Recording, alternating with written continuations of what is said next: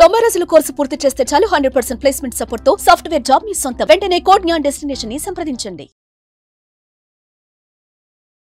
నమస్కారం అలాగరి రవీంద్రనాథ్ గారు. నమస్తే అండి శ్రీ గారు. సార్, చాలా మందికి కూడా డౌట్ అయితే వస్తూ ఉంటుంది. ఎస్పెషల్లీ ఒక వ్యక్తి ప్రాపర్టీ వీలునామా రాయకుండా కనుక మరణిస్తే ఆ ఆస్తి ఎవరికి చెందుతుంది? దీని గురించి చట్టం ఏం చెప్తుంది sir? Very interesting question Shri గారు. ప్రధానంగా ఈ ప్రాపర్టీస్ విషయానికి వచ్చేసరికల్లా ఈ ప్రాపర్టీస్ డివిజన్ చేసుకోవడం, దీనికి వారసత్వం ఎవరికి వస్తుంది, ఈ ప్రాపర్టీ వీలు రాసిస్తున్నట్లయితే ఆ వీలు ప్రకారంగా ఎవరెవరికైతే చెందాలో యాస్టేజ్గా చెందుతుంది ప్రాపర్టీ ప్రకారం. ఒకవేళ ఎవరైతే ప్రాపర్టీ ఉన్నటువంటి వ్యక్తి దాన్ని విల్లు రాయకుండా, విల్లు అంటాం వీలునామా అంటాం రెండు ఒకటి, ఈ ప్రాపర్టీ రాయకుండా చనిపోతే ఆ ప్రాపర్టీ ఎవరికి చెందుతుంది?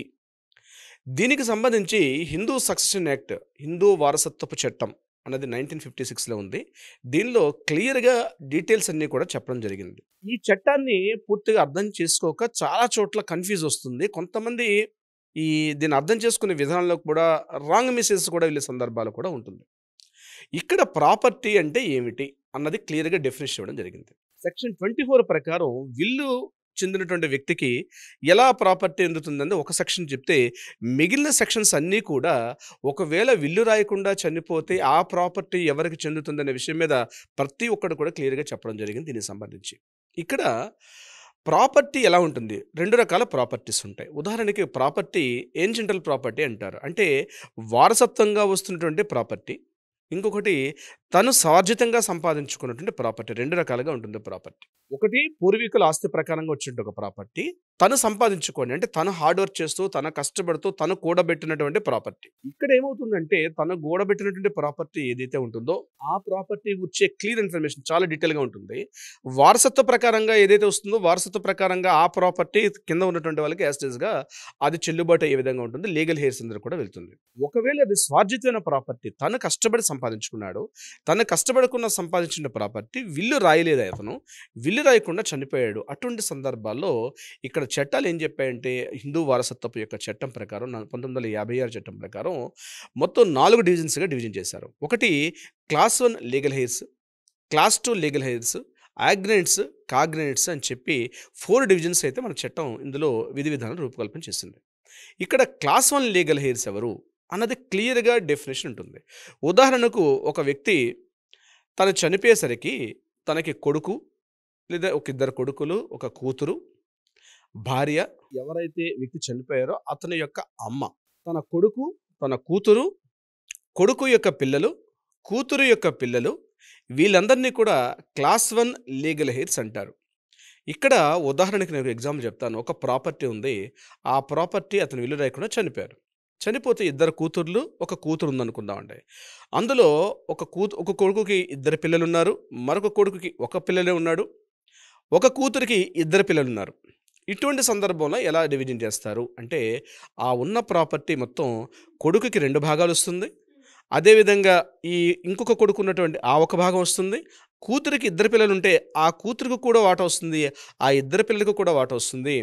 తల్లి ఉంటే తల్లికి కూడా సమాన వాటా వస్తుంది. అంటే క్లాస్ 1 లీగల్ హెయిర్స్ అంటే వీళ్ళందరూ కూడా వర్తిస్తారు ఇక్కడ. అంటే చాలామంది ఏమనుకుంటారంటే ఆ ప్రాపర్టీ కొడుకులకే వస్తుంది అని అనుకుంటారు. లేదండి, కూతురు యొక్క పిల్లలకు కూడా వర్తిస్తుంది, సమాన హక్కు ఉంటుంది. కూతురు యొక్క పిల్లలకు కూడా సమాన హక్కు ఉంటుంది. ఆ ఇంట్లో మదర్ ఉంటే మదర్కు కూడా ఉంటుంది. ఇంకొక ఎగ్జాంపుల్ కూడా నేను చెప్తే ప్రయత్నం చేస్తాను. ఒకవేళ ఎవరైతే ఈ ప్రాపర్టీ చనిపోయిన వ్యక్తి, అతను భార్య చనిపోయింది, ఇంకొక భార్యను మ్యారేజ్ చేసుకుని అనుకోండి, ఆవిడకు కూడా హక్కు వర్తిస్తుంది అక్కడ. ఆ భార్యకు కూడా లీగల్ హెయిర్ వస్తుంది అక్కడ. ఎంతమంది ఒకరు చనిపోయి 2 మ్యారేజ్ చేసుకుండొచ్చు. ఆ చనిపోయినటువంటి కాకుండా ఎవరైతే ఇప్పుడు చేసుకున్నారో ఆవిడకు కూడా ఆ ప్రాపర్టీలో బాగుంటుంది. లీగల్ హెయిర్స్ వారసత్వం చట్ట ప్రకారం క్లాస్ 1 లీగల్ హెయిర్స్.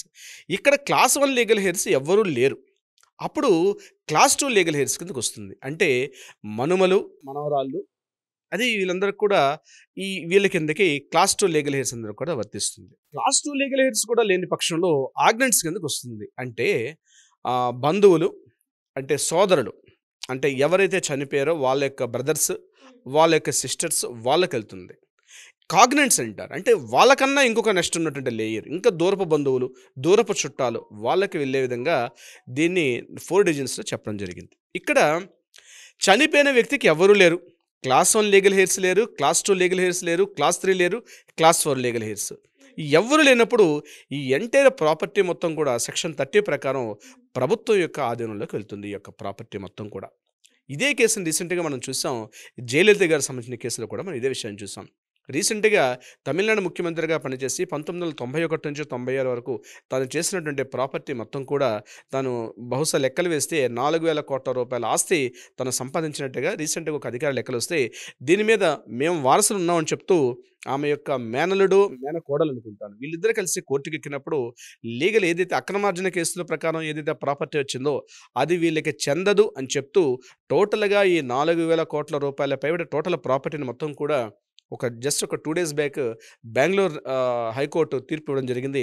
ఆ ప్రాపర్టీ మొత్తం అంతా కూడా ఆవిడ సంపాదించుకున్న చెప్పులు, బంగారం గాజులు, బంగారం వజ్రాలు, బంగారం ఆస్తులు సుమారుగా 1,562 ఎకరాల ప్రాపర్టీ ఇదంతా కూడా ప్రభుత్వానికి తమిళనాడు ప్రభుత్వానికి అందజేస్తూ కర్ణాటక కోర్టు రీసెంట్‌గా ఒక తీర్పు ఇవ్వడం కూడా జరిగింది. సో, రీసెంట్‌గా జరిగింది కాబట్టి నేను మీతో షేర్ చేసుకుంటాను.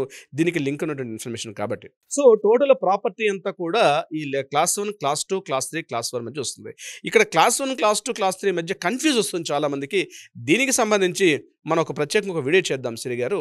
ఈ క్లాస్ 1 లీగల్ హెయిర్స్ ఎవరు వస్తారు, క్లాస్ 2 ఎలా వస్తారు, క్లాస్ 3 ఎలా వస్తారు, అదేవిధంగా క్లాస్ 4 అంటే ఎలా వస్తారు. గుర్తుపెట్టుకోవాల్సింది ఏంటంటే ఖచ్చితంగా ప్రాపర్టీ ఆడపిల్లలకు గానీ, అమ్మాయిలకు గానీ, అబ్బాయిలకు గానీ, మనవలకి, మనవరాళ్ళకి అందరికి కూడా సమాన హక్కులుంటాయి. ఈ యొక్క ప్రాపర్టీకి సంబంధించి విల్లు రాయకుండా చనిపోతే, విల్లు రాసినట్లయితే యాస్టిస్‌గా విల్లు ప్రకారం ఎలా ఉంటుందో విల్లు ప్రకారం వస్తుంది. ఇక పూర్వీకుల ఆస్తి ప్రకారం ఏదైతే రూల్స్ అండ్ రెగ్యులేషన్స్ ఉంటాయో యాస్టిస్‌గా కిందకున్న వాళ్ళకి వస్తుంది. ఇది కాకుండా మరొకటి చివరికి ఇంకొక పాయింట్ కూడా చెప్తాను. ఒకవేళ ప్రాపర్టీ తను పూర్వీకుల నుంచి వచ్చిన కొంత ప్రాపర్టీని తను ఒక బిజినెస్‌లో ఇన్వెస్ట్ చేశాడు. తను వేరే ఇన్వెస్ట్‌మెంట్‌లో కొంత ఇన్‌కమ్ సంపాదించుకున్నాడు. సో, ఇది ఎలా డివైడ్ చేస్తారు అంటే, తన పెట్టుబడి తను ఒక వ్యాపారం మొదలుపెట్టాడు. ఆ వ్యాపారంలో తన పూర్వీకుల నుంచి సంక్రమించిన ఆస్తి నుంచి కొంత ప్రాపర్టీని అందులో ఇన్వెస్ట్ చేశాడు.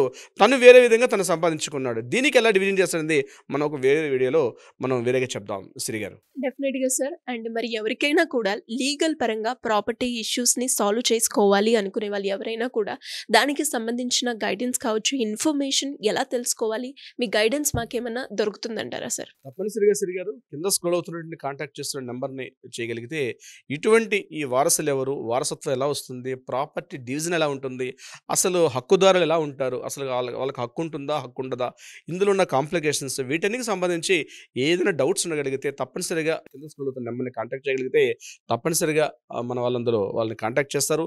మన లీగల్ టీం వాళ్ళకి అప్రోచ్ అవుతారు. సరైన విధంగా న్యాయ సలహా సంప్రదించడంతో పాటు తగిన పరిష్కారం కూడా అయ్యే దిశగా ప్రయత్నం చేస్తారు శ్రీ గారు. Thank you sir. Thank you so much. Thank you so much అండి శ్రీ గారు.